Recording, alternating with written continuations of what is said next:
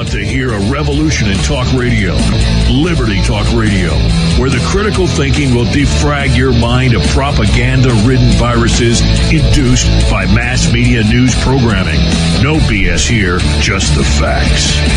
And now we present to you America's quintessential iconoclastic anomaly.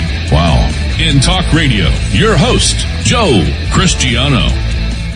Welcome, everyone, to yet another edition of Liberty Talk Radio. Our guest today is Mark Wachtler, who publishes 3 news outlets, namely the Whiteout Press, Opposition News, and the Illinois Herald. Mark has been politically active from a very young age. In fact, he campaigned for the Democrat Party and then later on for the Republican Party. And he did this even before he was eligible to vote. He expends his energy today waking up the populace that he feels is awfully asleep to the corruption of our political system. And we are going to interview him today and find out what is on his mind. Welcome, Mark, to Liberty Talk Radio. Thank you so much for being our guest today. Oh, thanks, Joe, and thanks for having me. I definitely appreciate it. Well, Mark, I got to ask you, I know very few people who publish one publication or write for one publication. You write for 3. How did that come about? I'm dying of curiosity. Well, you know, it all started, believe it or not, back when I was about 17 years old, and back before the days of the internet. It was all black and white copy machine newsletters. I'm sure a lot of your old time listeners and viewers are familiar with those days. I'm not that old. I don't remember that. I don't remember prior to the internet. Well, again, you teenagers, I know you got the internet now. So, but it all started back then, and I've just tried to, I've been frustrated by the whole blacked out, censored news that most Americans don't even realize since all the way back then. And once the internet came about, I actually had 2 columns for Examiner.com. And I didn't really, as much as I love the citizen journalism that they offer to thousands of people just like me, the pages are full of pop-up ads and self-playing videos. So I wanted to get away from that. So I thought, I'll just do it myself, So I thought Whiteout Press. So I launched Whiteout Press a little over 4 years ago. And like the tagline says, we specialize, if it's blacked out, covered up, or censored, you can find it here. Right. So it takes us all over the boat. In fact, I get, I'm almost saddened sometimes because, we cover the left wing, the right wing, the moderates, even the moderates on the other side of the spectrum that people think are crazy. Right. It's like, we cover them all because whoever's being censored, we give them a voice. Unless it's really, really crazy or, violent or extreme, we leave all that alone. But as far as stuff like independent candidates, libertarians, Greens, people like in the because that's how it started for me. I was working, volunteering for these, reformed candidates, these citizen candidates, first-time candidates, completely naive of what they were going up against, especially in my, I'm born and raised in Chicago my whole life, so we're up against the evil Democratic machine here. Right. So these poor individuals just got destroyed every time. They never won. And the biggest, most frustrating part about it is just like you saw, 4 years ago with, Gary Johnson and Jill Stein and all the independent candidates for president. They didn't get invited to the debates. They didn't get talked about in the media. They were completely blacked out. It was like they didn't even exist. Right. So I'm helping these candidates locally that are going through the same thing. So I thought, what's the best way to solve my frustration and help these people out and break the media blackout? If they won't cover the news, I'll start my own news outlet and cover them. So that's what I did. Okay, that's wonderful. That's wonderful. And then Whiteout Press actually turned into, like I said, we were covering a little bit of everything. And I really wanted to help those libertarians and Greens and independent candidates. Right. But Whiteout Press was turning into everything else. We seemed to be covering vaccines and autism and secret UN mandates and campaign finance reform and James Helm 15 and all these other things. So I thought, I need a dedicated news site. I'll just start oppositionnews.org. So, and that's what I did. In fact, the top 13 alternate political parties are right there on oppositionnews.org's front homepage, streaming live 24/7 their very own RSS news feed. So you can literally just log on to that, and right before your eyes is the top most recent headlines and announcements from every third party in America. Well, what's the difference between the Whiteout Press and the Opposition News then? I mean, Opposition News strictly covers politics. In fact, you'll never read about a Republican or a Democrat on Opposition News. You want to, there's 500 Wall Street media outlets that cover them. Right. So we just pretty much promote the press releases and news releases, and if their candidates are out there, that's the best part about opposition news is we cover their candidates. They love that. They're totally blacked out and frustrated, and then here we are, and we're covering them, and then it lets their individual parties promote our articles as well, because once a media article is out there, you can forward it to people and stuff. Right. But you And got to I get assume it they access White House news, also the opposition news online. I guess it's .com on both of them. Well, Whiteout Press is .com, Yeah. Illinois Herald is .com, and actually, but opposition news is .org. Right. And is Illinois Central just a sort of local? Is that what it was? Well, that's right. Whiteout Press turned into be an international news outlet. I mean, I hate to say it, but we've got subscribers all over the world, English speakers, and they always write to me telling me the same thing.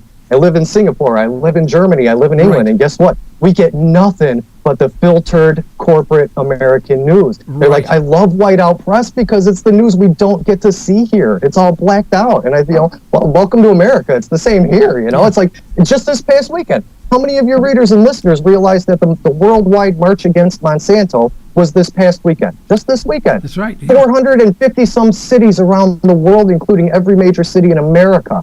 And yet it was completely blacked out of the American media. Yeah. Well, it was interesting. About 10 years ago, I got a listing of where my listeners were listening from. And it shocked me. My second highest listenership was from Beijing, China. Really? It absolutely floored me. So I had it run again. Beijing, China came out second. I think once it came out third, and but constantly number two. Every time I had this research done, and where we had the figures of all the lines that come through and whatever. And in fact, I quit internet radio about 8 years ago, and maybe 8-9 years ago. And I sent out a notice and had my last program and the whole bit. And I received a letter from a Chinese national living in Malaysia. And it was the most moving letter that I have ever read. Now, my wife has a problem crying. I drop a pencil, I cry for an hour. My wife is the opposite. I mean, she just can't cry. She's unfortunately she's a child of an alcoholic family. She's not an alcoholic, but and I think that affected her. But unfortunately, she's a wonderful, wonderful, sweetest gal in the world, most wonderful person in the world. And but she does have trouble crying, and that was the first time I saw her cry. That's how moving that email was. And we don't realize here in the United States how we affect other people positively and negatively. But I've got to ask you, you a diehard Democrat, then a diehard Republican. I mean, at what point did you say, "Hey, what am I doing this?" Like that. Well, I mean, back when you were a kid. I was 17 years old. I was 16. I was 16 when I started for real. Yeah. And I was a precinct captain in Chicago. And if anybody who lives in Chicago knows, there's only one party. Right. So everybody's a Democrat. They run everything. So here's a little naive. I just wanted to experience the system, the process. So you weren't a diehard. No. I was. You just want. Stayed up late at night watching election returns just because I got a thrill out of it. Since I was a kid, I've had a passion just for democracy. Democracy in general fires me up. Yeah. So it's like my first.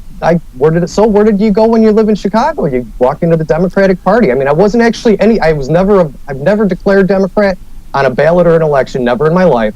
All I did was volunteer for the candidate for mayor who happened to be a Democrat. Yeah. And that was my first introduction. But yeah, right off the bat, I saw how evil, corrupt, violent, and ruthless it is. And that was the last I was ever a Democrat in my life at age 17. And then what happened when you sort of signed on as a Republican or started to support the Republican candidates?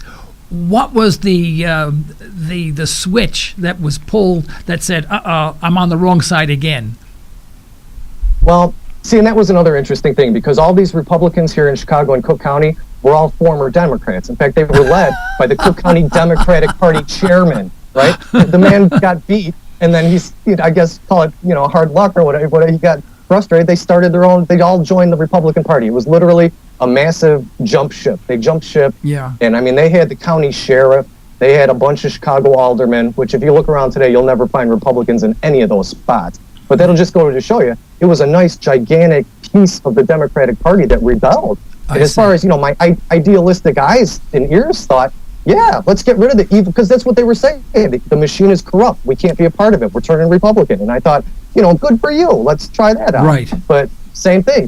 They were just as corrupt. Yep. In fact, the Cook County Sheriff got caught giving away badges to people, hundreds of them. So you had criminals with badges, legitimate badges. I mean, that was a reward for patronage here. And I thought, I want a badge. I want a badge. Yeah. And you can imagine the kind of guys that want them. It's like. Do the people in Chicago realize that the Chicago is more bankrupt than the city of Detroit? And as a result of its governance, which means the Democratic Party? Yeah, I think they do, but only a percentage of them. I mean, it's like if you look at the Chicago City Council right now, there's probably, and this was a huge change just a few months ago, it was a massive rebellion in the city of Chicago. Usually there's, it went from having anti-machine movement of 6 out of 50. Now I believe they're up to 18 out of 50. And that all happened this past election. 12 new reform aldermen got swept into the city council. But that'll show you the percentage. Right. 18 out of 50, whatever percentage, that's 36% of the city of Chicago sees it. Yeah. The other 2/3, just whatever the Chicago Sun-Times and Chicago Tribune and ABC, NBC, and CBS tell them, that's what they believe. And according to those 5 news outlets, and I will say the Sun-Times is actually the most independent major media outlet in Chicago. I love the Sun-Times. Every single day you will find 5 articles about corruption and corrupt city officials. So God bless them for that. Yeah. But as far as the bankruptcy goes, no. It's like they're terrified of instilling a panic or something, so they just keep saying, right. We can solve it. We just need some ideas other than the obvious ones. No, they just need a few $100 billion and they'll be okay. But no one's going to give it to them. Right. And if Rahm Emanuel has his way, he's going to borrow it at 36% interest for the next 2,000 years. It was interesting. I had an occasion about 3 weeks ago. To view, maybe 4 weeks ago, a debate for the prime ministership of in England, and Cameron was on there obviously as a recumbent, and then they had a host of independent parties, most parties I've never heard of before in my life. I'm just not familiar with them. Now, what was interesting, they were in the typical semicircle and the cameras in the middle. Now, here's what was interesting: in all of our debates, the front runners are always dead center. We had like 13 debates in the last election, major debates on major television, and the front runners always held the same positions, the front positions. The sort of the opposition candidates, like the Ron Pauls, were always at the end. You never saw them, and they didn't ask a question of Ron Paul until about 35 minutes into the debate. In other words, it was really a debate between two people, those people that they wanted you to vote for, either A or B. What was interesting about the English debate for the prime ministership is that Cameron took the position of the Ron Paul. He was all the way at the end. And the people who asked the questions of the candidates were the candidates. So they had a debate among themselves, and that eliminated all the corruption within the questions, because if you're running against someone, you're not going to ask a patsy question. You're going to ask them a hardcore question. And they went back and forth, and that was the most stimulating debate that I've ever seen. Even Nigel Farage was on there. He did a fabulous job. And parties that were just totally insignificant that you've never heard of before in your life unless you lived there, I guess. But they were third-party candidates. But they were all given absolutely equal time. And the reason why I mentioned that is that speaks to the incredible corruption within the American system that we think is so pure, and every other system around the world is so corrupt. Right. Is my assessment correct, and what is your opinion of that? No, it is, absolutely. And to be honest with you, I did watch parts of the British elections and the election returns come in, and I did see so many of those obscure parties with 127 votes versus 27,000 for Cameron. Yeah, and stuff. wonderful. Right? It was great. It was wonderful. Absolutely wonderful. Right. But I think the idea of letting the candidates supply the questions, especially if there's going to be 6, 8, 10 candidates, That's brilliant. That really is, because they're not going to hold back. They're not going to pull any punches, and you're right. They don't have to worry about pleasing the other people on the stage like the media personalities. That's right. Oh, they asked hard questions. I mean, they said, now, wait a minute, you didn't vote for that. They said, you voted in respect. As a result, we sent out troops there, and, 37,000 soldiers got killed. I mean, they were hardcore questions. They weren't patsy questions, like, do you think you can do better for England or something like that, like we would do here? Right, exactly. But your point is exactly right on the money, though. Here in America, we just don't see it. And I'll give you the perfect two examples. In order to run for, if I wanted to run for U.S. Congress in my district right here in Illinois, if I ran as a Democrat or a Republican, I would need 500 signatures to get on the ballot. If I ran as an independent, a libertarian, a green, or anybody else, I would need 20,000 signatures. Yeah, and that's same office, same election, same, just different parties, right? That's how rigged it is. Now, in order to get into the debates, and this goes for the presidential debates on down to your local dog catcher, they try to apply the same, rule. You have to be polling, say, 5% in the polls by major reputable polling agencies to be invited to the debates. But here's the problem that every one of these candidates point out. You have to be included in the poll to poll anything other than zero. You can't poll 5% if you're not listed. You can't be a write-in. Right. And get 50,000. For the Chicago mayor. It was only 3 months ago here in the city of Chicago for Chicago mayor. They did it here. There were 5 candidates for mayor. Only one was an independent. And I mean a known, staunch, everybody knows he's the independent. Guess what? All these major network news agencies had their polls. They only included 4 of the 5 candidates on it. So only 4 of those 5 candidates got to debate on Chicago TV. I mean, it happens every election right in front of our faces.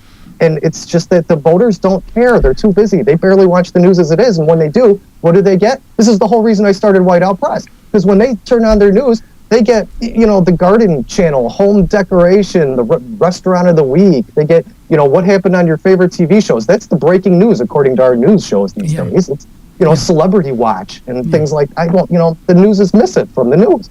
Yeah. I ran for U.S. Congress in the 2000 general election, and I was banned from I had some debate. I was included in some debates, not all of them. One major debate I was banned from, and guess who banned me? The League of Women Voters. Exactly. Was I right? Am I right? Absolutely right. Absolutely correct. You're the only person in the world. I've asked that question 100 times. You are the only person. Send this guy a picture of me framed, okay? I want you to hang my picture up and say, this is the guy was. If you autograph it, I will autograph it. I will. You just send me an email with an address, and you will get a picture of me, a cartoon caricature, in fact, of me, okay? I will send it to you. I'll send you a t-shirt. You are the only person. I'll send you a Whiteout Press t-shirt. Okay, right on. I'll hang it up in the studio. And you're the only person who's ever got that right. No one's even come close to that. Because I am living this. I'm living this, Joe. I've been living this. Oh, you know my who goodness did it? gracious. You know where I first introduced to the League of Women Voters? When I was part of Ross Perot's campaign for president. United We Stand America. Yeah, I helped him too. From the debates. The League of Women Voters banned him because that was before the Commission on Presidential Debates and all that. Yeah. But he eventually got in simply because there was, 50 million Americans that raised hell. Right. So, but he's been the last one. When was the last time you saw anybody other than the Democrat or Republican on the presidential debates? That was the last time, and that was, 20-some years ago? That's right, 1990, wasn't it? Something like that. And the sad thing is, the League of Women Voters have local offices all over the place, so they are running local election debates as well. Yeah. And they are the prime ones that are instituting that rule. You have to be polling 5 or 10% in the polls to be invited, but none of them are included in the polls. Yeah, so. But this speaks to the corruption. It's the corruption of our own mentality, the corruption of our society, when we cannot think and say, well, like the League of Women Voters, they fought for a women's suffrage, to right women to vote, that they wanted a free and equal society, et cetera, and then once they obtained the power, they started to pull the same shenanigans that were used against them. But no one thinks about that. No one wants to give that. No one thinks anymore. I used to have an introduction when I was on 1170 KFAQ, and I used to say these words: we need to be revolutionaries in thought and dissidents in action.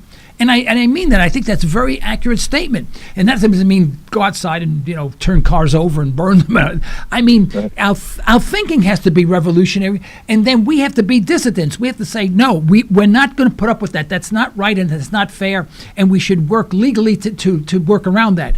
We don't do that. We accept absolutely everything that's given to us on a plate by our political hierarchy, and we cannot see past. If you're a Republican, no matter what George Bush did, it was a great thing. He couldn't be wrong. If you're an Obama lover, if you're a Democrat, everything that Obama does is absolutely perfectly correct, and Bush is lousy. And we can't see the illogical thinking of that. And our mentality is just like it's out, almost as if they've fed us something where our minds just turn to mush. Right. And as a 25-year independent, that is one of my most frustrating things. If you listen to the Democrats, the Republicans are wrong about everything. And if you listen to the Republicans, the Democrats are wrong about everything. God forbid either one of them just say, you know what? Everybody's a little bit right and a little bit wrong. Everybody's a little good and a little. Nobody's all one thing or all the other. Yeah. Why? Again, you're right. The Iraq War is, especially in the news lately, with Jeb Bush saying it was the greatest thing, and then coming back 24 hours later and saying, no, I didn't say that, or whatever. I didn't understand the question. It's like I'm in a restaurant and this really hot young chick passes by. My wife said, "Did you look at that girl?" What do I say? No, me? Of course not. I didn't do that. These politicians do the same thing. I hope my wife is not listening right now. Right. She does listen to the program. I think she is. She is listening. The board operator just said, yeah, my wife is on the line. She is listening. But, we do that. And I what scares me more than anything else, any policy, any president that we have, anything, the wars, is our own mentality is going to drag us down. But let me ask you this. From your perspective, which is the hot button for you right now? What do you think we need to tackle? What do you think the greatest danger to the American free spirit is right now? I think if you really want the most fundamental base number one issue problem, which I won't lie, it often gets covered over with the heat of the moment issues, but I think it's the fact that, and I keep pointing this out, America ceased to be a democratic republic in the year 2001. We have been an empire for the last 14 years. Right. And you think all of this stuff just magically happened, the massive spying, all these forfeiture laws, all these rigged elections, the bought off media. This didn't just organically happen. This has been an organized, orchestrated thing. And you and I consider myself privileged. Could you imagine being a Roman citizen alive when the Roman Empire fell, when the Goths walked through their gates and conquered Rome on that day, and lived the few years before that and the few years after that? That's like one of the most special, mind-boggling times in human history. And I think you and I are living it right here in America. Yeah, I feel the same way. Unless they undo it. This is the longest running war in American history.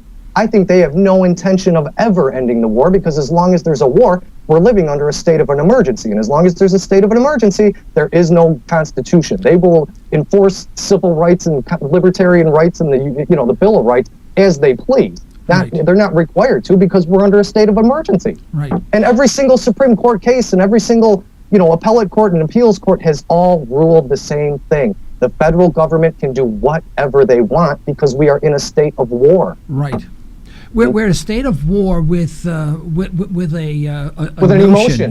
an emotion. It's just like, why don't we have a war on badness? And that means anytime. You look the wrong way, you walk too fast, you jaywalk in jail. It's all over. Why don't we do that? That's where we are right now. I'm sorry. Well, that was the other thing. We just went to war because Iraq couldn't do something that was mathematically and physically. We demanded that Iraq prove they are not hiding weapons of mass destruction. Well, it's impossible to prove you're not hiding something. Right. I knew at that moment we were going to war. But not a single news personality's pointed that out. How is it some kid saw it, found that out, but nobody else, Yeah. I don't know. It's frustrating. I want to remind our listeners that you can call in and ask any question you want of my guest or myself. Our direct number is 646-652-4620. Our new toll-free number is 855-866-1170. Let us hear from you. That's 646-652-4620 or 855-866-1170. You will not be interrupting us. We want to know what's on your mind so we can answer the question. We can have some dialogue going. Please call. Okay, you have a question? Yeah. All right, wait, we have a question right here from our very studio.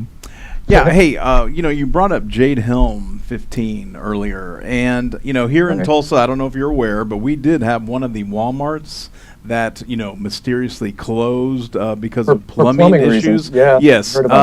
Well, there is a YouTube video now that, as of yesterday, had 30,000 hits in less than 2 days, showing a man with a camera that went up to that Walmart location here in Tulsa. And he was basically told he's not supposed to be there. He shouldn't be using a video. They said they called the police. He ended up, speeding off. I mean, what is your take on these mysterious Walmart closings as they relate to this Jade Helm 15 exercise? My personal gut instinct is that I don't think the Walmarts have anything to do with Jade Helm 15 because, I got a lot of friends on the left too, the reform left, the honest, righteous, freedom-loving left. I mean, you never see them on TV, but they're there. So, and they keep thinking that the closing Walmarts is nothing more than a corporate scam to shut down the unions, because they're saying that those specific 3 Walmarts just happen to have a massive union, movement going on inside their stores. So now Walmart's pretending there's plumbing problems just to close the stores and keep the unions out. So I'm thinking it seems like everybody's got a different notion of what these Walmart stores are about. And I don't know. I think Jade Helm 15's got enough crazy stuff going on. Right. The Walmart's is maybe an iffy long shot, but that's just my opinion. Plus, I actually, my gut instinct also tells me if the government's going to actually do something crazy like that, what is it? 1/3 of the entire Western United States land is owned by the federal government or the government of some, you know what I mean? They wouldn't take over a multinational corporation with 1 billion pissed off shareholders around the world that would really, really be offended by a state takeover of the biggest corporation on earth. Yeah. I don't see that happening. I think they've got plenty of resources. They don't need Walmart. Well, and that's the first I've heard about this union thing, so that makes a little bit of sense there. So, yeah. I don't know if they're any more right than anybody else. I mean, I think it's just Walmart. I don't know. They got 8 bazillion stores. I don't think it's out of the question they shut down 3 of them for, stupid reasons. Actually, more likely is they probably found some kind of crazy bacteria growing in the store. They didn't want to say that, and they just shutting them down for made up. I don't know. It could be anything as far as I'm also, understand that Walmart sales are going down. Their in-store sales are down. And the Walmart that closed here in Tulsa was at a non-prime location. In fact, it was a pretty sucky location. I'm surprised they even opened the store there. It was on the border of a lower income neighborhood where crime was a little bit high. A little high, I'm being nice about it. It's an area that you typically do not travel to. And so you have people in the lower income bracket living north of it, which have to come down to that Walmart store. And of course, there's not much money to be spent there unless, public assistance or whatever. South of there were these gigantic Walmart superstores in the higher income neighborhoods. They didn't travel north. And quite frankly, I think a lot had to appear to be with the economics. It just. I could see that. Yeah, it's when they opened the store there, I was surprised they ever did, because Walmart doesn't open stores, and it was a semi-industrial area too, and it didn't make any sense at all. So anyway, but for whatever that's worth. All right, now Mark, let's stop for a break real quickly. Would you please hold on for about 1 minute sure. so we can go for a break, and we'll be right back. Thank you. Definitely.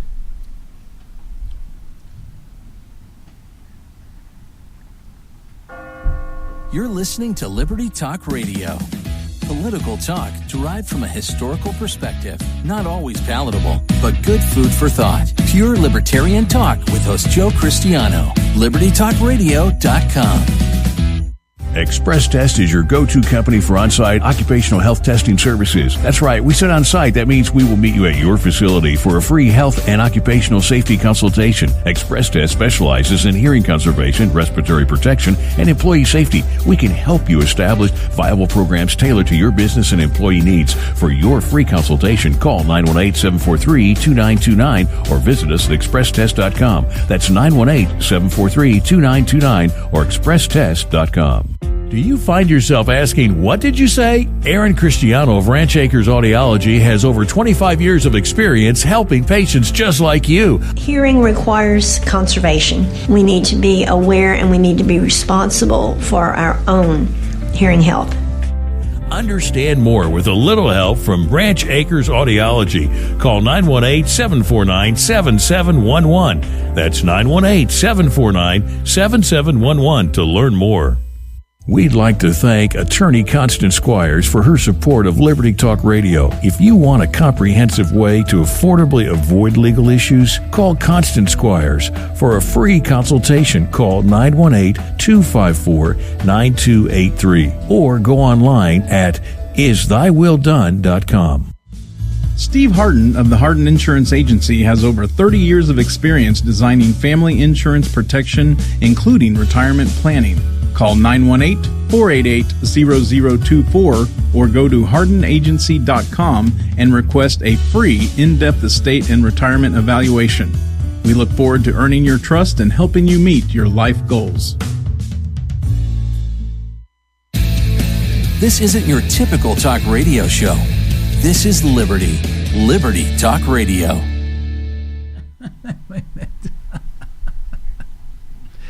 Okay, we're back. This is Joe Cristiano. You're listening to Liberty Talk Radio. With us today, we have Mark Wachtler. He's the publisher of the Whiteout Press, the Opposition News, and the Illinois Herald. And we're talking about the, the insanity of the American public and their thought process, their thinking, and how we're going to get out of this malaise without the American public starting to think logically. Folks, the Republicans say everything that's wrong has to do with the Democrats, and the Democrats say everything that's wrong has to do with the Republicans. Unfortunately, they're both correct. All right, Mark, are you still there? I am, and I agree with that statement 100%. I agree. Both Republicans and Democrats. Every time they get on there, they bash Obama, and then every time the Democrats get on, they bash everything that Bush did and all the problems we have because of Bush. And I said they're both correct. They're absolutely right. Yep. But why doesn't anyone see that? Why do people cling on to this? What's wrong with the American psyche that we can't say, hey, there's something wrong with this? I can't watch the American mainstream media for more than 2 minutes until I'm so frustrated and disgusted I turn it off. I watch Russian television. RT News. I use Abby Martin, RT News. I love that show. In fact, Abby Martin is no longer on there. I want to contact her to see if we can do something together. I'd love to do something with her. Go to Media Roots. She's still at her own news outlet, Media Roots. That's okay, all right. We're going to contact her this week. But now I understand that there's always bias in news. For example, on Russian television, they have film clips of the Second World War and how horrible that Hitler was and how many people died, during the war.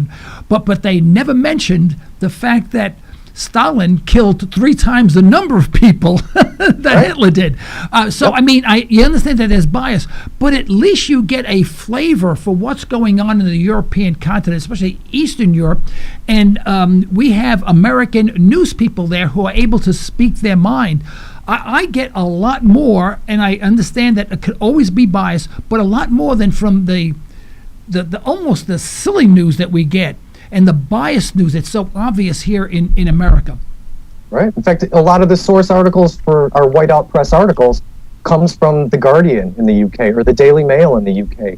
Most of our sources actually come from British news outlets, major ones there, like The Guardian, because the U.S. media is just so owned lock, stock, and barrel by Wall Street.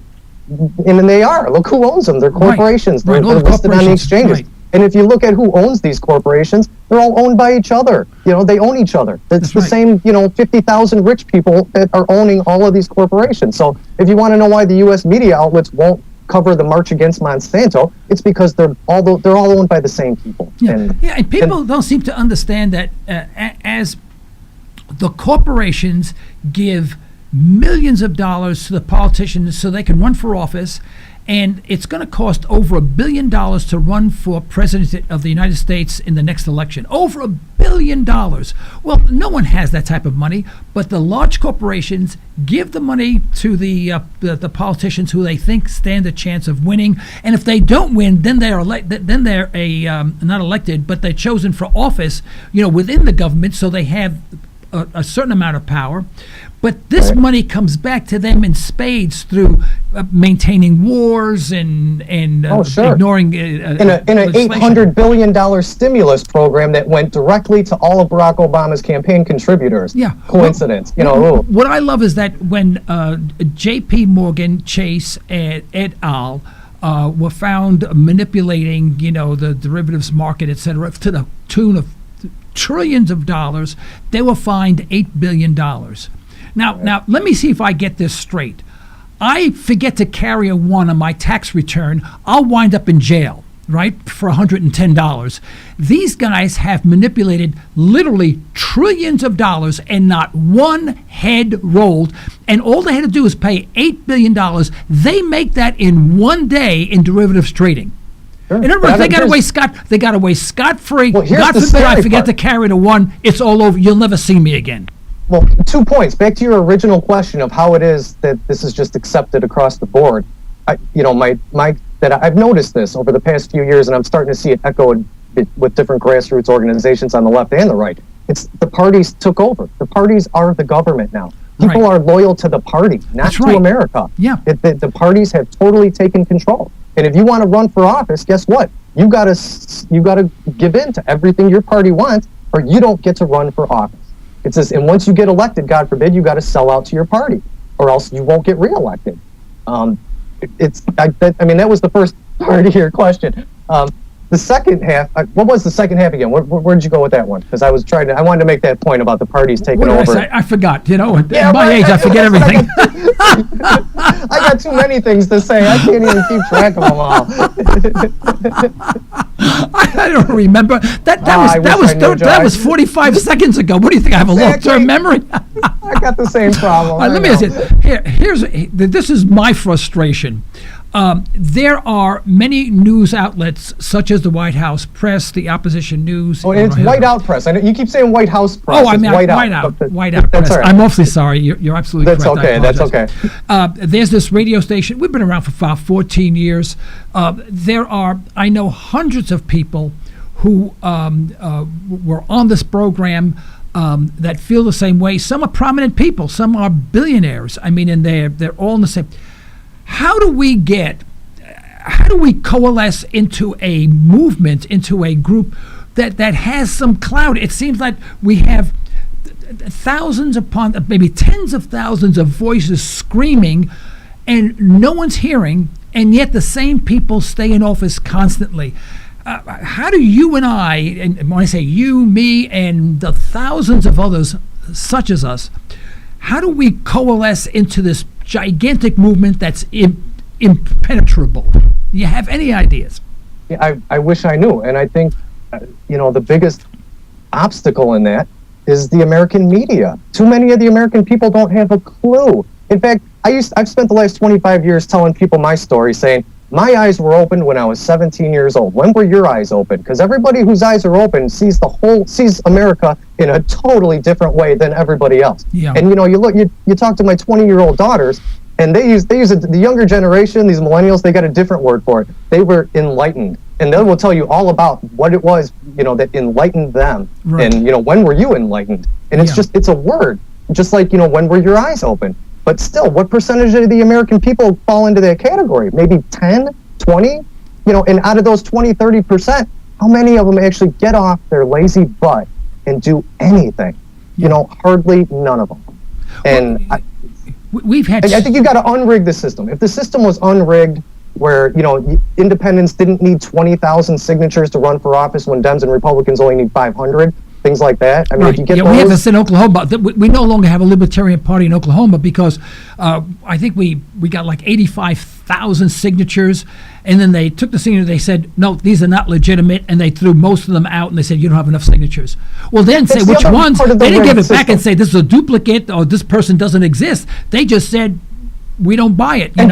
Joe, guess who they are? Guess who they are? You know who's doing that? Democratic and Republican that's appointees. Exactly They're right. Party members. That's why right. they're throwing them out. And I've seen every trick in the book, from only looking at the first page of 10,000 and picking, say, 10 signatures they claim are valid, and then multiplying that number by every page in the thing, or just saying, you know what, we found one invalid signature, none of them are any good. Or, it's like with the Libertarians here in Illinois this last time around. They ended up spending something like $50,000 to fight the Republican challenge, the bogus challenge to their petitions. They turned in double. They needed something like 25,000 signatures to get their full slate. They turned in 50-some thousand signatures, and the Republicans still fought it. And if it wasn't for the Libertarians begging for, we got to get down to Springfield to the Capitol, somebody who's got cars, we need to be there within 12 hours. It was like, it was the craziest thing, but they did it. The Green Party did the exact same thing, but the Green Party in Illinois didn't have the resources to fight it. So they just gave in.